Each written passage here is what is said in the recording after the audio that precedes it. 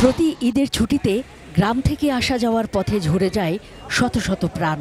ঈদ যাত্রায় কার আগে কে যাবে, কত ট্রিপে কত বেশি টাকা, এ প্রতিযোগিতা যেমন আছে চালকদের বেপরোয়া গতি, অদক্ষ ড্রাইভারদের অসুস্থ প্রতিযোগিতা।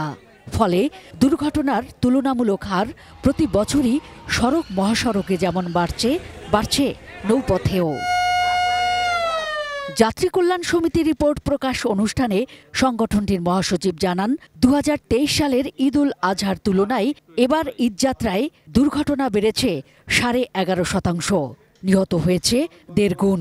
দেশের সড়ক মহাসড়কে 309টি সড়ক দুর্ঘটনায় 458 জন নিহত হয়েছে, 1840 জন আহত হয়েছে।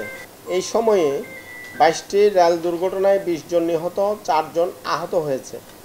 নৌপথে 10 জন নিহত, 6 জন আহত হয়েছে। এ সময় সড়কে চাঁদাবাজি, পণ্যযানে যাত্রী পরিবহন এবং অতিরিক্ত যাত্রী বহন সহ নানা কারণকে দায়ী করে ঈদযাত্রায় দুর্ঘটনা প্রতিরোধে নানা সুপারিশ তুলে ধরেন তিনি।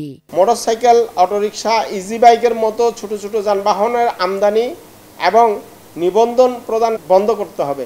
দক্ষ চালক তৈরির উদ্যোগ গ্রহণ করতে হবে এবং ফিটনেস প্রদানের পদ্ধতি ডিজিটাল করতে হবে।